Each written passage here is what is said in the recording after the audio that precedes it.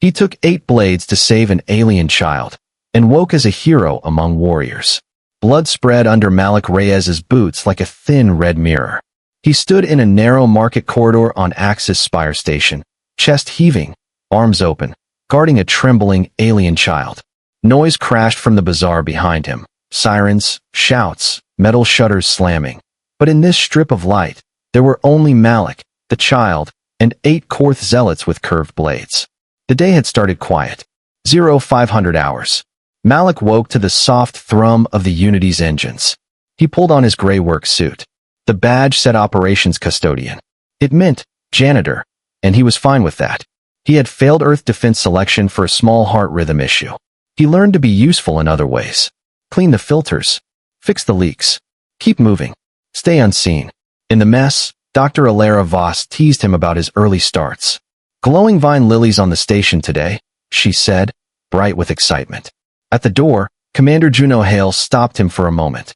Watch the market, Hale warned in a low voice. Korth extremists are angry about the Earth, Avori Pact. You custodians see things others miss. Malik nodded, unsure why the warning was for him. Axis Spire's bazaar was a giant hive. Steam rose from food stalls. Traders argued over prices. Lights blinked in countless colors.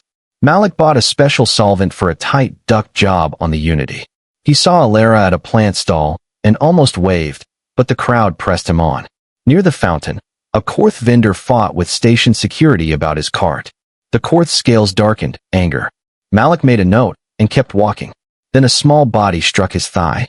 He caught the figure by instinct. A child stared up at him with wide gold eyes.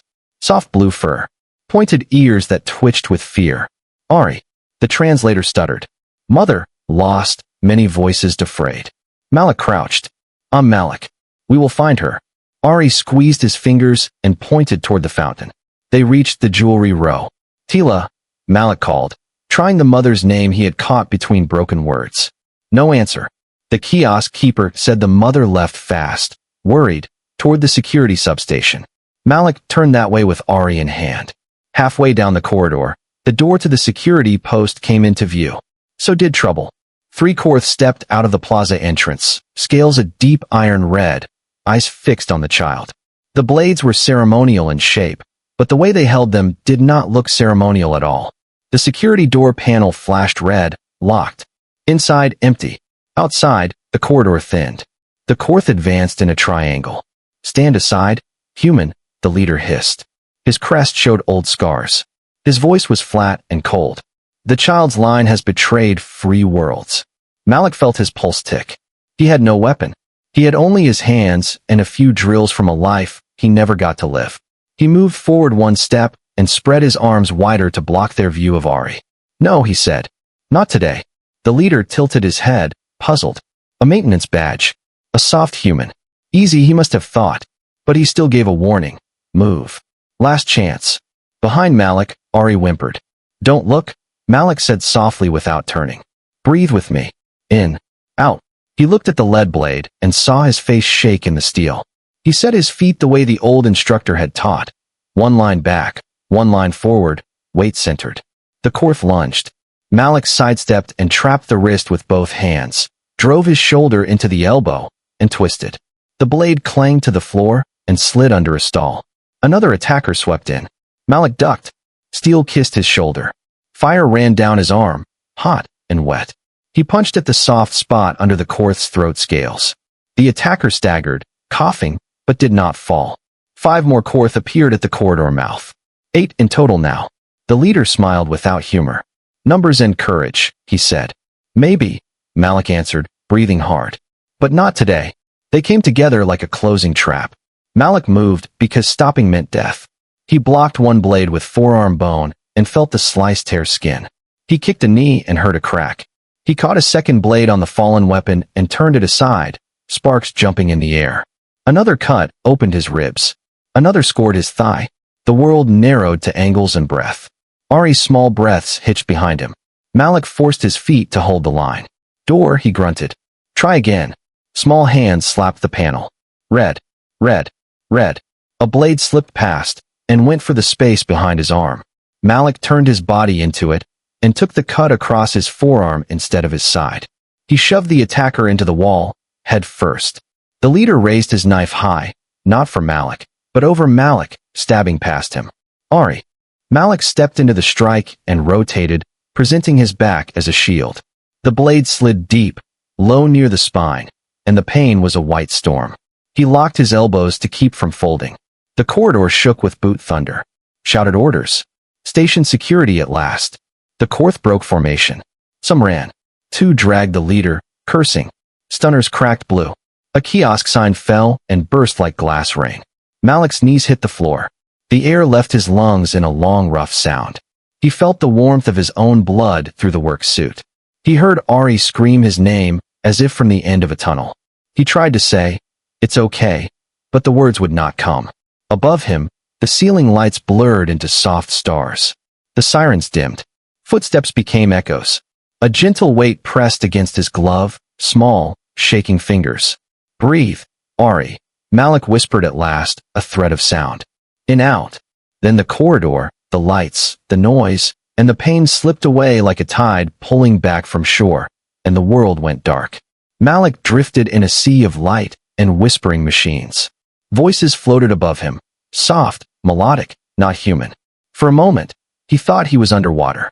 Then the scent of something sweet, like burning citrus, filled the air, and he realized he was breathing. Alive. When his eyes finally opened, he wasn't on the Unity. The ceiling was tall and curved, glowing faintly with changing colors, like sunlight through water. The sheets beneath him shimmered faintly blue.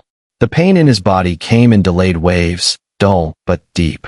His throat burned when he tried to speak. "Where am I?" A gentle hand pressed his shoulder. "Please stay still, human. You are safe. You are on Avora Prime, the Royal Medical Pavilion." Malik turned his head slightly. The speaker was an Avori, tall, slender, covered in short silver fur that caught the light. Her eyes were amber and kind.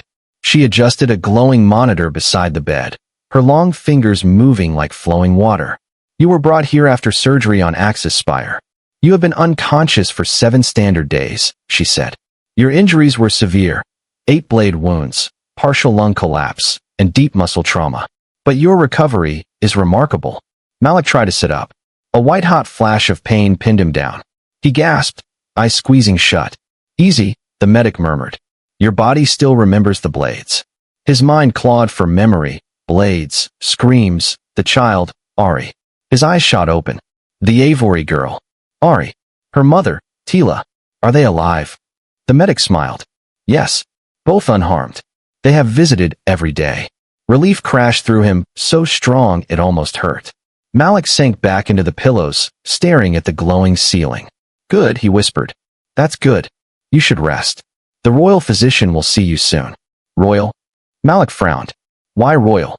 The medic's ears flicked, a gesture he was beginning to recognize as amusement. "Because the child you protected, Ari, is royal kin. Niece to our King Sereth." Malik blinked, unsure he'd heard correctly. "Royal?" He laughed weakly, but the sound turned into a cough. "Of course. I almost die saving a princess." "Figures." The medic smiled. "Your actions reached far beyond this world. Even your Earth channels broadcast your name." He wanted to ask more, but exhaustion pulled him back down into dark, dreamless sleep. When he awoke again, the lights were dimmed for night cycle. The steady hum of medical devices filled the silence. He turned his head and froze.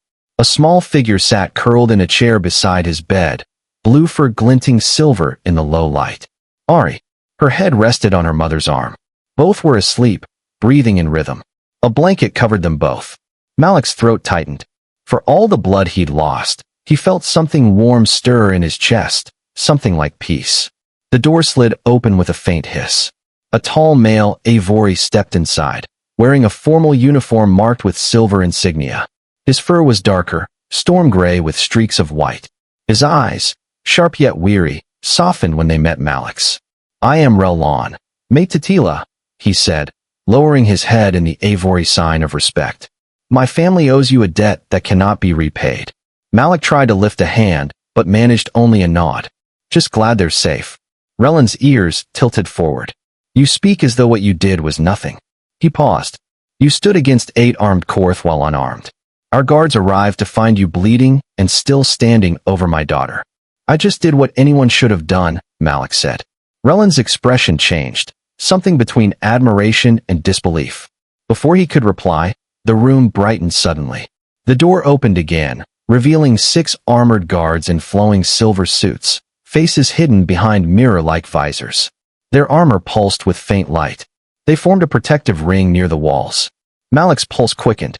Then 2 more Avori entered, older, regal, their very presence commanding silence. One wore an intricate robe lined with crystal thread. The other carried a cane that glowed faintly blue. Rellan instantly knelt.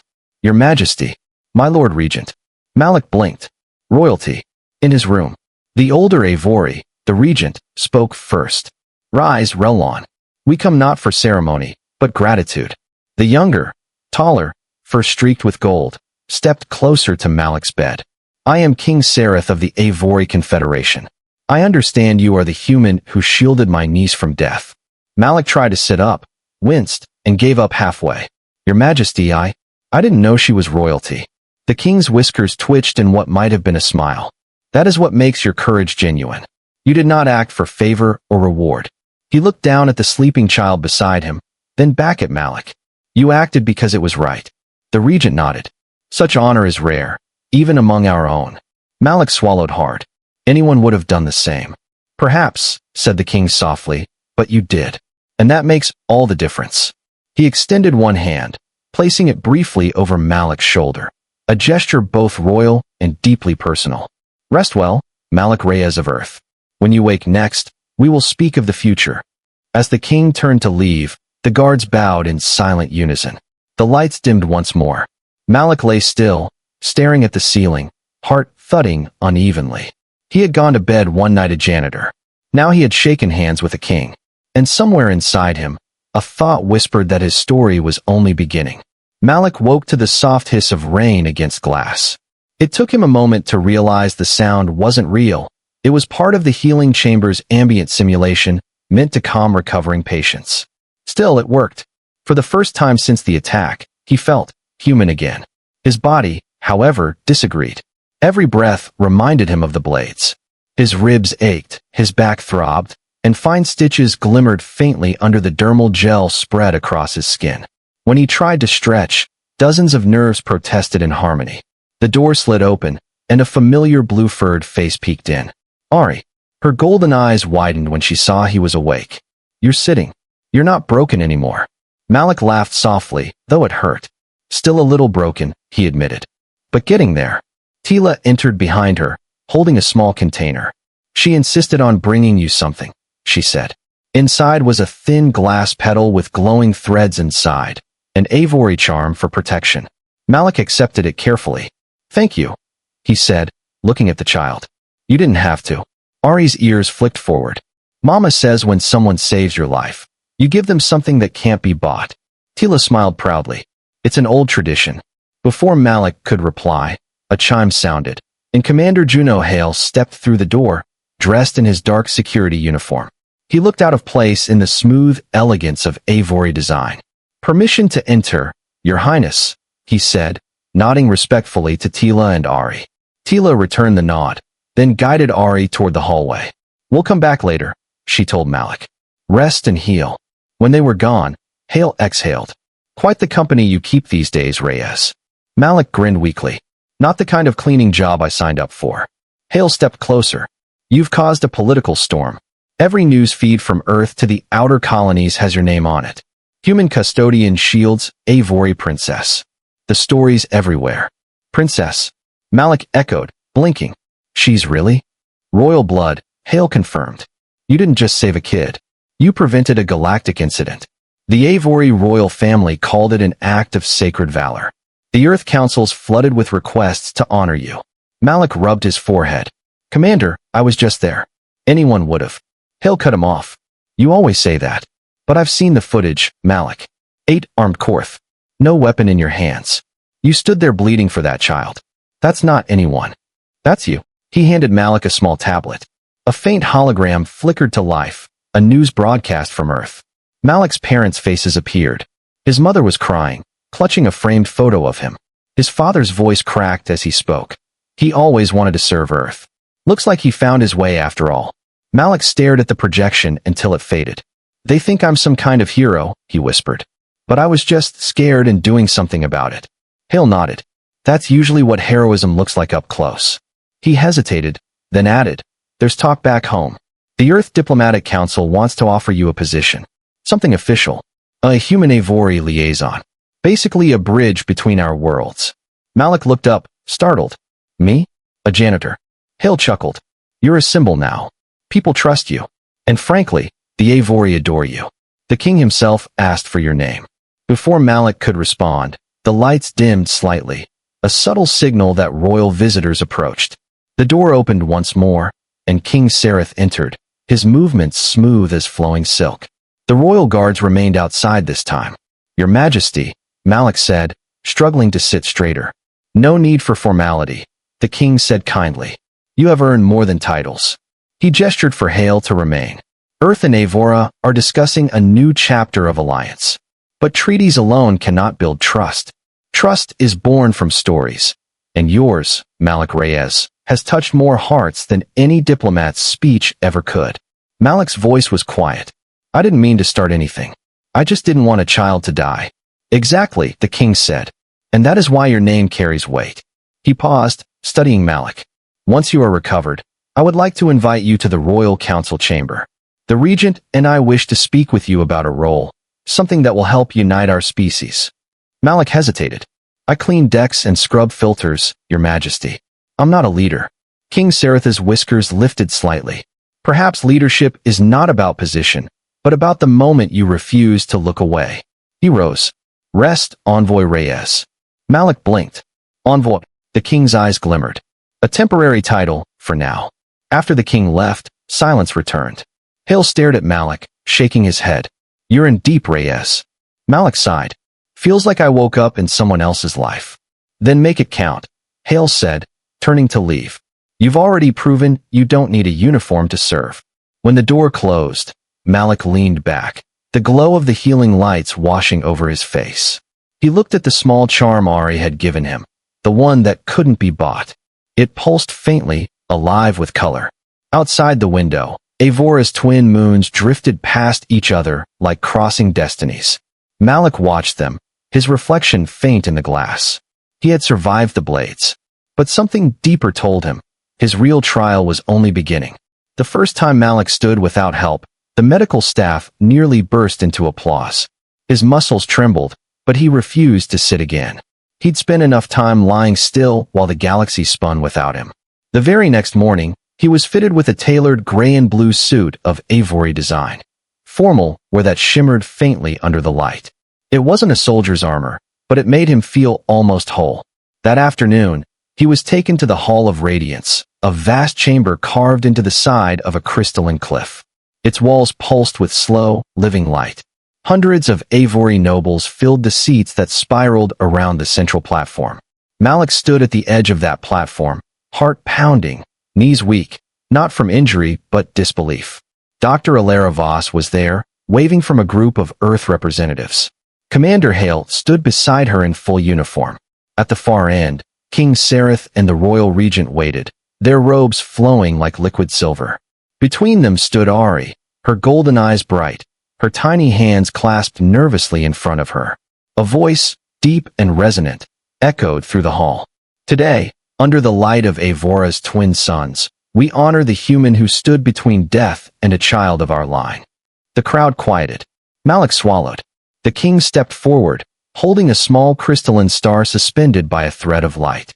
This is the Order of the Dawn Star, the king said, given only to those whose courage transcends species, politics, and fear. Malik Reyes of Earth, you bore 8 wounds to save my niece, not knowing her blood or her worth. You did not act as soldier or diplomat, but as protector. He placed the shining star against Malik's chest. It adhered to the fabric with a pulse of energy. Warmth spread through Malik's ribs where the blade scars still ached.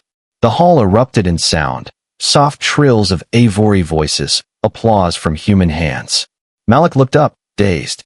The king raised a hand for silence. Now, I ask before this council and our honored guests from Earth, Sareth continued, will Malik Reyes accept a new purpose, not as a cleaner of corridors, but as a bridge between worlds? For a moment, Malik forgot how to breathe. His eyes swept the crowd. Alara gave a small, encouraging nod. Commander Hale folded his arms, but smiled faintly. Then Malik looked to Ari. The little girl stood straighter, watching him with open hope. I'm no diplomat, he said finally, voice carrying through the hall. But I've seen what fear can do, and what trust can fix. If my story can help both our worlds see each other as something more than strangers, then yes. He lifted his head. I'll do it. The king's expression softened into something almost fatherly. Then rise, envoy Malik Reyes of Earth. The crowd erupted again. For a heartbeat, Malik felt suspended between two worlds, one of steel corridors, one of living crystal, and somehow, for the first time, he belonged to both. That evening, after the ceremony, the royal gardens glowed with lanterns. Streams of bioluminescent water cut through the stone paths. Malik sat near a fountain, still in his ceremonial suit, staring at the silver sky. Alara found him there. You realize you just rewrote about 10 chapters of galactic diplomacy, right? She said, sitting beside him. He chuckled. I just said yes to something I don't understand. That's usually how change starts, she replied. Then, softly, proud of you, Malik. The universe needs more people who act before asking what's in it for them. He nodded, still staring upward. I just wanted that kid to live. And because you did, Alara said, 1,000 others might. Before he could answer, Ari appeared, trotting down the path with a cluster of small glowing insects floating above her palm. Look, she said excitedly. They followed me because I was thinking happy thoughts. Alara laughed. Malik smiled. That's a good trick. Maybe teach it to our diplomats. Ari's expression grew serious. You looked sad in there. You're not sad now, right? He hesitated. No, little one. Just thinking. Ari handed him one of the glowing insects. It rested on his hand, its light pulsing in time with his heartbeat. Mama says light goes where it's needed, she whispered. Now it's yours. Malik looked at the creature until it fluttered away, leaving a faint shimmer on his skin. Somewhere beyond the palace walls, news feeds across both planets repeated his name. Some called him hero. Some called him symbol. None of them knew that he still felt like the same man who used to scrub grime off air vents. But when he caught his reflection in the fountain's water, standing under the twin moons, the star-shaped metal glowing faintly over his heart, he realized something had shifted. He was no longer running from the man he could have been. He was becoming him. Weeks passed like new seasons. Malik Reyes healed faster than any doctor expected, though the scars still whispered when he moved too fast. He began his new role with cautious steps, learning how to walk through palaces instead of corridors and speak before councils instead of cleaning crews. Every morning, he looked at the shining emblem pinned to his uniform and thought, this used to be where my name tag went. The royal complex of Avora buzzed with life.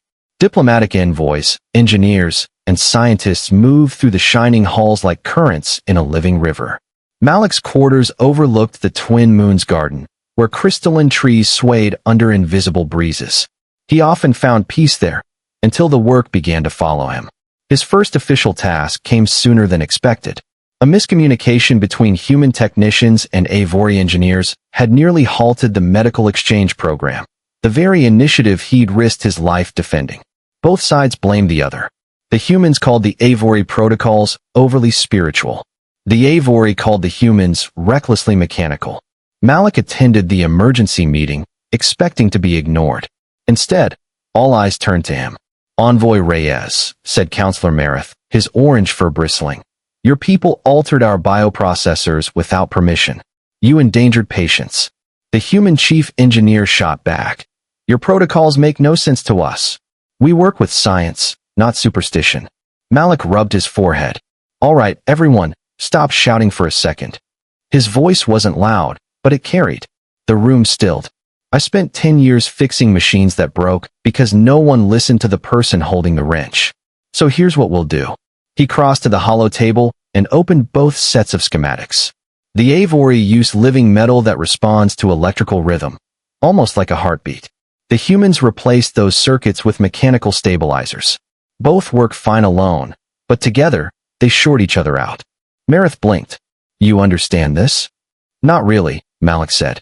But I cleaned enough systems to see the pattern. You both tried to fix the same problem differently. You didn't fail. You just forgot to talk. He turned to the human engineer. Reinstall the Avori core. Let their specialists calibrate the rhythm. Then you can layer your mechanical stabilizers around it.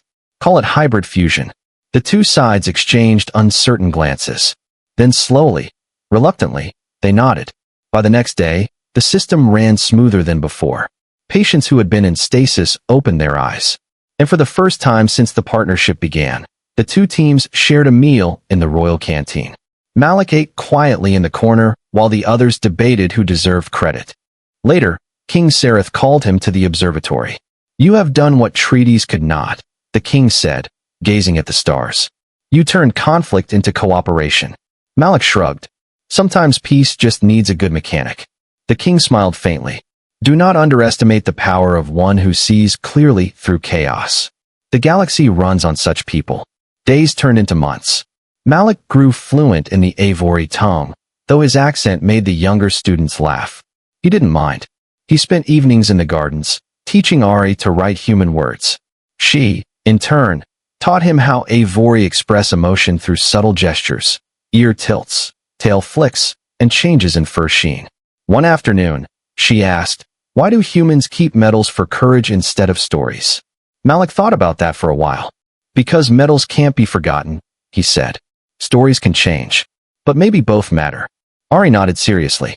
Then I'll make sure your story never changes. He laughed. Just make it sound better than it was. But peace was fragile.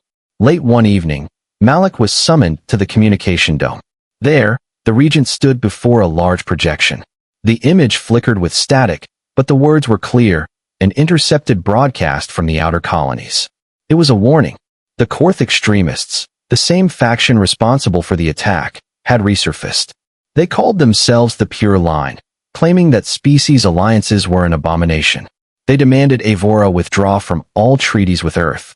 Intelligence suggests they are regrouping on the frontier, the regent said grimly. They speak of revenge for the death of their fallen. Malik's chest tightened. Revenge against who? The regent met his eyes. You. The air went still. Malik exhaled slowly. Guess I'm more popular than I thought. Sareth entered the chamber, his tone firm. They will not touch you, Envoy Reyes. You are under royal protection. Malik shook his head. Your protection won't stop them from hurting others to get to me. If they want to end this, they'll look for leverage. People like Ari, your medics, the exchange centers. The king's golden eyes narrowed. Then what do you propose? Let me talk to them, Malik said. The regent looked horrified. Impossible. They are zealots. I've dealt with zealots before, Malik said quietly. They're just people who stopped listening. Maybe they'll listen to the one who ruined their plan. The room was silent. Finally, the king spoke. You would put yourself in danger again? Malik's answer was steady. I'm not a soldier, Majesty, but I know how to clean up messes. Outside the dome, lightning danced between the twin moons, casting jagged shadows across the sky.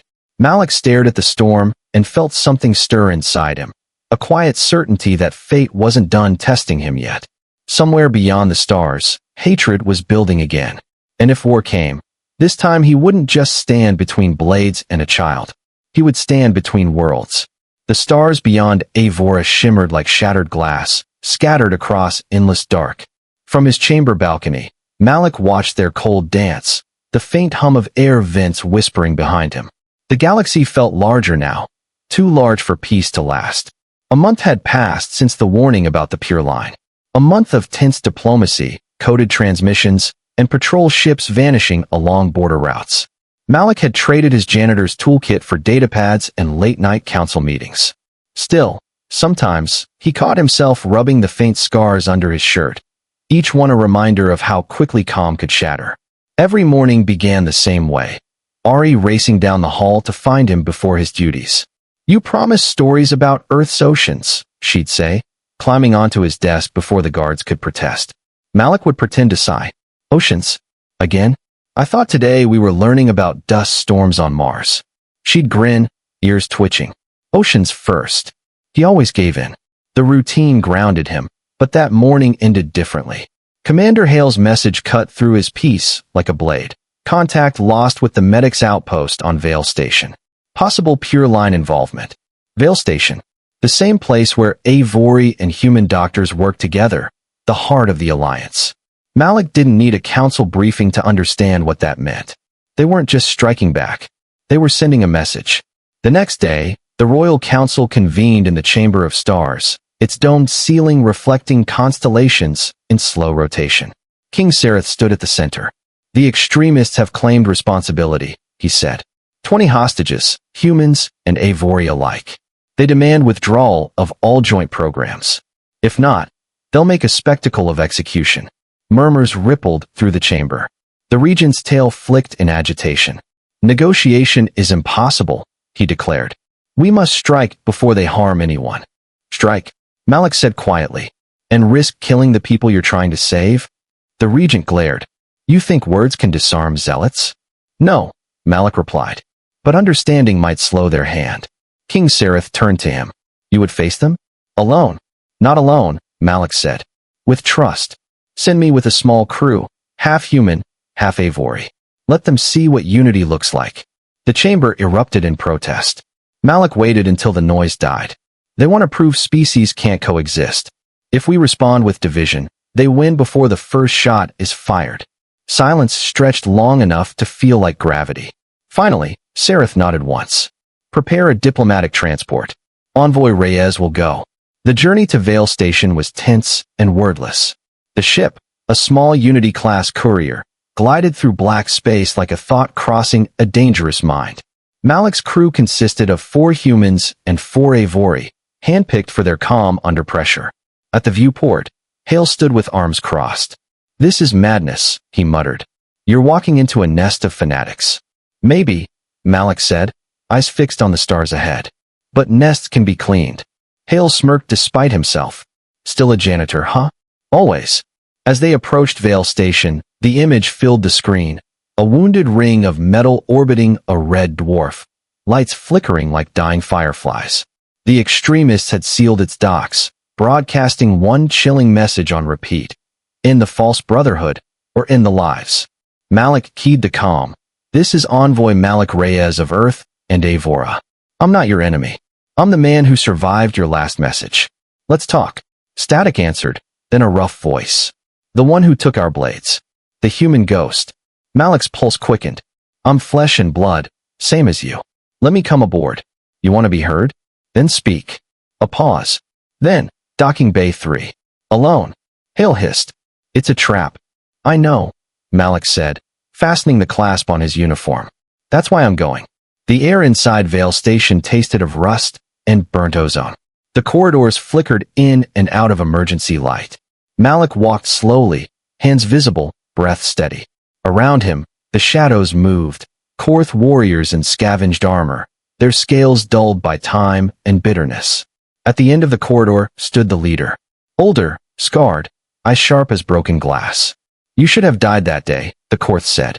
Maybe, Malik answered. But dying doesn't fix anything. Living does. The Korth stepped closer. You defend a lie, species mixed like oil and water. You protect the weak. I protect the innocent, Malik said. Even when they don't look like me. That's not weakness, it's survival. Together. For a moment, the Korth said nothing. Then he gestured. 2 guards dragged a pair of hostages forward. 1 human, 1 Avori, both bound. Then choose, he said. Who lives, human? Your kind, or theirs? Malik stared at them, throat tight. Neither dies, he said. The Korth's smile was thin. Then both will. As the blades rose, Malik moved faster than thought, shoving between them, catching the descending arm. Pain exploded through his healing ribs, but he didn't stop. The chamber erupted in chaos, lights flashing, alarms blaring. Now, Hale's voice crackled in his ear. He had ignored orders and stormed the station with a mixed team. Smoke filled the corridor as stun fire cut through the air. Malik dragged the hostages clear, half-blind, lungs burning. He turned just as the leader lunged again, but an Avori guard struck first, knocking him down. When the noise finally died, Malik looked around the wrecked corridor. Half human, half Avori soldiers pulling hostages to safety, working side by side, wordless but united. He exhaled shakily. Looks like they were wrong about oil and water. Back on Avora, he stood once more before the council, bruised and bandaged, exhaustion written in his eyes. "You brought them home," King Sereth said. Malik nodded. "We all did." The king inclined his head. "And what of the extremists?" Malik's gaze darkened. "Some still breathe. Some still hate. But for the first time, they saw what cooperation looks like. Maybe that's how change starts. Not with treaties, but with shared survival." As he left the chamber, Ari ran to him and threw her arms around his waist. "You promised you wouldn't get hurt again," she scolded. Malik laughed softly, ruffling her fur. "I lied. Heroes are terrible at keeping promises." She looked up at him, serious. "Then don't be a hero. Just come back." He smiled, tired but alive. "I'll try, kid. I'll really try." Outside, the twin suns of Avora broke through the clouds, lights spilling across the city like a promise not yet broken. The storm over Avora Prime had passed, but the scent of ozone still lingered in the air. Malik Reyes stood alone on the royal balcony, his uniform torn at the shoulder, the night wind brushing through his hair. Below, the city glowed like a living constellation, crystal towers reflecting the twin moons. He had returned from Vale Station only a day ago, yet sleep refused to visit him. Every time he closed his eyes, he saw the leader of the Pure Line falling, his blade still wet, his eyes full of rage and confusion. The official reports called the mission a triumph. Malik called it a warning. Peace, he realized, wasn't something you achieved. It was something you fought to maintain every single day, often without weapons. Behind him, the balcony door slid open with a soft chime. "You shouldn't be standing," came the calm voice of King Sereth. The monarch stepped out, his robe of starlit silver flowing softly in the breeze. "The medics say your ribs are still fractured." Malik gave a small smile. "They'll heal. They always do." The king joined him at the railing. "The galaxy owes you another debt." Malik shook his head. "It doesn't owe me anything. It just needs to stop repeating itself." Sereth's golden eyes studied him quietly. "You speak like one who has seen too much war, yet you've never fought one." "I've cleaned up after enough of them," Malik said softly. For a long moment, they stood in silence, watching the drifting lights of orbiting ships. Then the king spoke again. "The council voted today. The Earth, Avora Unity Charter will go forward. Shared academies, joint colonies, open borders. You did more to unite us than decades of diplomacy." Malik sighed. "That's good news. And yet you sound troubled," the king observed. "Because I know what comes next," Malik said. "Someone, somewhere, will try to break it again. Fear doesn't vanish just because we wish it to. Then we will face them together," Sereth said. "And people will remember your example." Malik turned, meeting the king's gaze. "Don't let them remember me. Let them remember why I did it." The king smiled faintly. Spoken like a true envoy. The following week, the Hall of Convergence filled once more, this time for the signing of the Unity Charter. Humans and Avori stood side by side, banners of blue and silver intertwined. Dr. Alara Voss, Commander Hale, and Rellen's family were among the guests. But it was Ari, standing proudly beside her mother, who caught Malik's eye. She waved when she saw him. "Don't trip this time," she called. The hall laughed softly. Malik smiled, stepping up to the podium. The hum of quiet expectation filled the room. "When I first came to Avora," he began, "I thought I was invisible. A man who fixed leaks and scrubbed floors. I wasn't meant to stand in front of kings or councils. But sometimes life doesn't ask what you're ready for. It just gives you a choice, and the choice defines you." He paused, scanning the room. "That day in the market, I didn't see a princess. I saw a child in danger. The rest, the medals, the titles, the stories, came after. What matters is that we remember what started it. A simple act of protection. Not of one species for another, but of life for life." The translators echoed his words in the melodic tones of Avori's speech. Murmurs rippled through the chamber. Malik nodded toward the twin flags behind him. "The charter we signed today isn't perfect. It won't stop fear or hate overnight. But it's proof that even in chaos, there are hands willing to reach across it. We may stumble. We may fight. But as long as we keep reaching, there's hope." He stepped back. The hall fell silent for a heartbeat, then erupted in applause. The king and the Earth ambassador pressed their palms to the glowing seal between them, binding the two signatures in light. For a brief moment, the hall shimmered with energy, white, blue, and gold. History was written, not in ink, but in courage.